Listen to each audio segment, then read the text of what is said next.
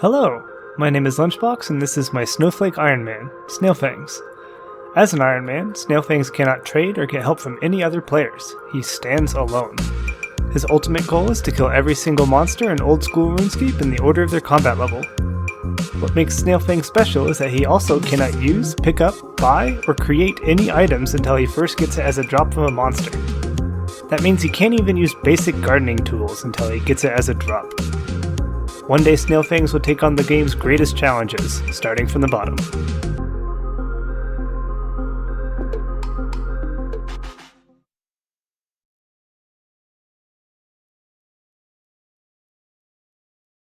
Alright, so I was actually able to do a couple of things since the last time I did a recording. Let's go over that real quick. The very first thing that I did was I finished off the grind to level 60 prayer. So now I can actually wield this crozier. Where is it? This guy. I can actually wield it. So that's fantastic. I can use that for the inevitable clue step coming up. But for now, it is at least that piece of it is done. I was also able to do a fair bit of the stash units, like the little construction boxes that you put near where clue spots are so that you can store your items in them. I was able to do all of the beginner, easy, and medium stash units that I have access to. I was able to denote it by if I can do it at all, I built the stash unit. And if I had extras of the item, I put those items into their stash units. There were some that were not filled, simply because I didn't have duplicate items to put into them, or I just haven't unlocked them yet through like grinding out the monsters, or I just don't have the level to make the thing.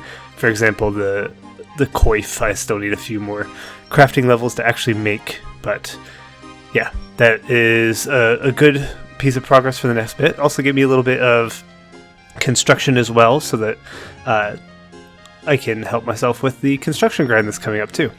A thing to note with the stash units is I am considering anything in a stash unit to also be like quote-unquote part of my unlocks. So just because I don't have it as a placeholder in my bank doesn't mean that it isn't unlocked.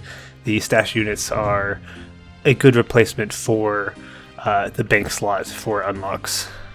While I was filling the stash units, I just went ahead and got some of the items that I already had unlocked, or not unlocked, I already had available to me, so I just had to go and unlock them. Those items were the green robe top, the green hat, the cream robe top, a white apron, green boots, an air tiara, a blue robe top, and a turquoise robe bottom. Most of those were just buyable from NPCs, specifically the tailor in what's it called? The Tree Gnome Stronghold, this like tailor up here, this clothes shop. So yeah, those were nice easy unlocks. Aside from the stash units, I turned in my long bones. I got 3,000 gold from that and 13,500 construction experience, so that is very nice. You might be able to tell from my inventory and what I'm wearing that I have been doing a little bit of construction training, specifically for the mahogany homes itself. I want to get the carpenter's outfit so that when I do eventually get into my next construction grind, it's a bit easier. I was able to get 174 points at mahogany homes, which is very nice.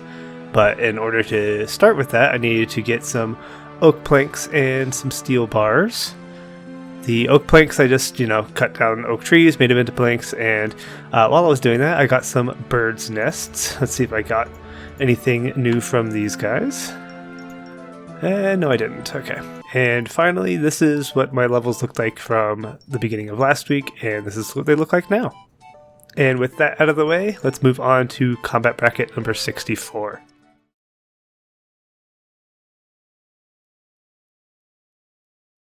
Alright, and first up on the list is this level 61 Poison Spider. This thing is poisonous, as there it goes. It doesn't really drop anything fantastic. It does drop some beginner clues, and in the wilderness you can get him as a slayer monster. But I'm just going to kill him here.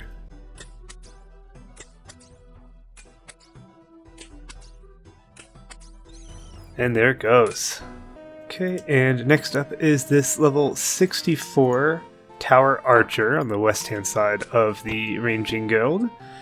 I believe this is the highest level one. 19... Yeah, I think this is the highest level Tower Archer. But here it goes.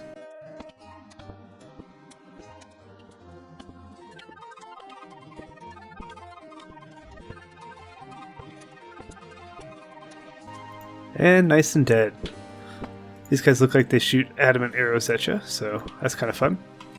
Okay, so the next thing on the list is a jungle wolf, and I'm going to see if it is similar to the Umli bird, and if I can hit it from over here. Ooh, it looks like I can.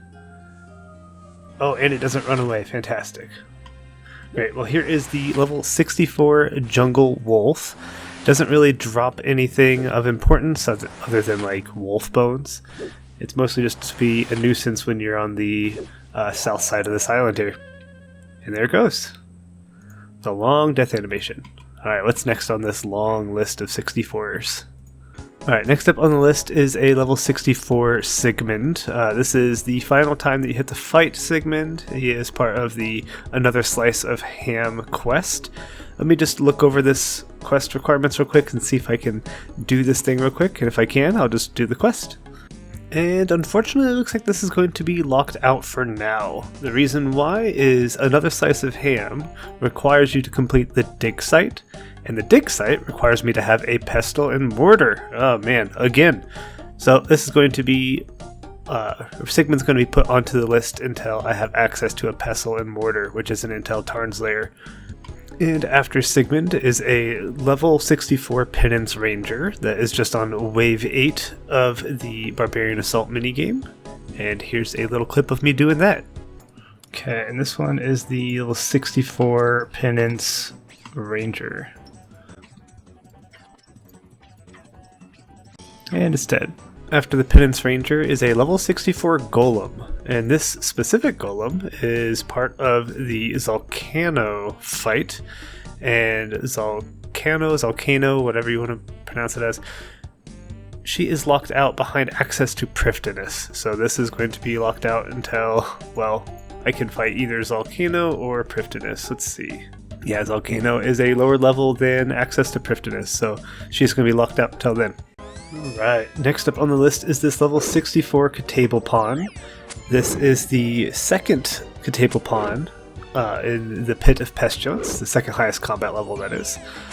As for drops, nothing too different from the lower level Katabalpons, and here it goes.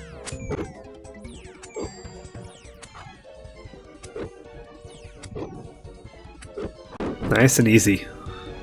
After the Katabalpon is a level 64 Crystalline Scorpion, and also a level 64 Corrupted Unicorn. Both of these are part of the Gauntlet, and therefore is locked out behind access to Prifddinas, so it's going on to the list. After those two is an Undead Lumberjack. The Undead Lumberjack here is going to have the same problem as all the other Undead Lumberjacks, and is locked out behind Temple Trekking, so it's going on to the list. Oh, that's right, they changed the music for the Hosidius area. This is so much better than that whatever Plinky song that they had before. Good change, Jagex. And here we are, a level 64 wolf. These things are probably one of the most dangerous creatures for a really level hardcore Iron Man. I'm not going to say anything other than that. And yeah, the level 64 ones can be found all over the place, including the Ardougne Zoo, just north of like all the... They're found all over. Like the level 64 ones are the most common version of a wolf. As for drops, they don't really have anything important other than beginner clues, but you are not going to be farming these things for beginner clues. And there it goes. See, it's just that simple. All you gotta do is kill it before it kills you. After the level 64 wolf is a level 64 otherworldly being. This thing is found exclusively in Xanaris. It is found in like this little like alcove just south of the bank. I legitimately had never killed one of these before until Group Iron Man started, and I got it as a task. I, however, cannot kill them because I do not have access to Xanaris yet. Once I do, I'll be able to kill them, but until then they're going onto the list. after the otherworldly being is a level 64 zombified spawn. This zombified spawn... Oh, hold on, I'm getting attacked. That's not very nice of it.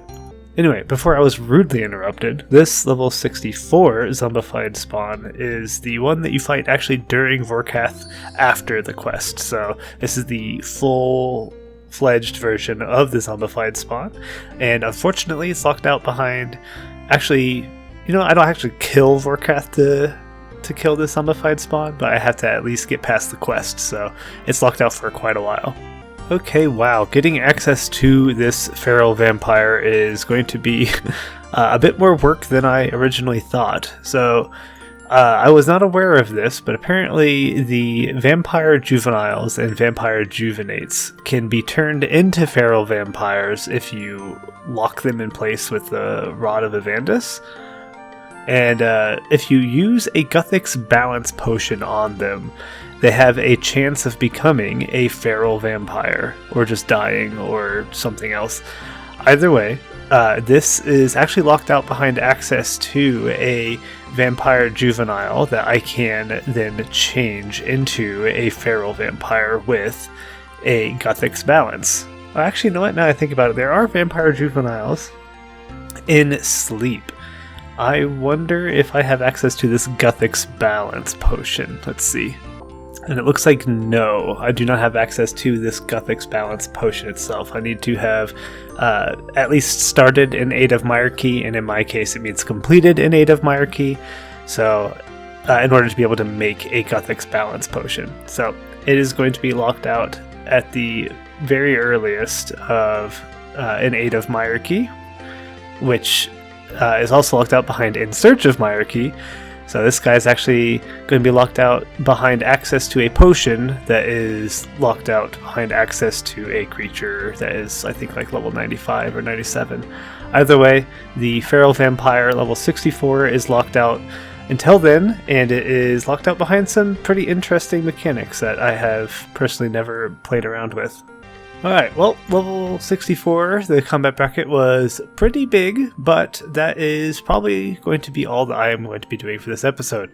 To kind of explain what's going on for the level 65 monsters, there's only 5 level 65 creatures, and one of them is very easy to get, one of them's locked out behind a quest, and 3 of them are either locked out behind a long clue grind, specifically hard clues, or a long construction grind. So I am going to get started on that now. It's a little bit early into the week, but hopefully I can spend this week and almost 2 weeks getting access to all the creatures in the combat bracket level 65 so that I can get some content out for you next week. But I will keep you updated no matter what, and until then, I'll talk to you later.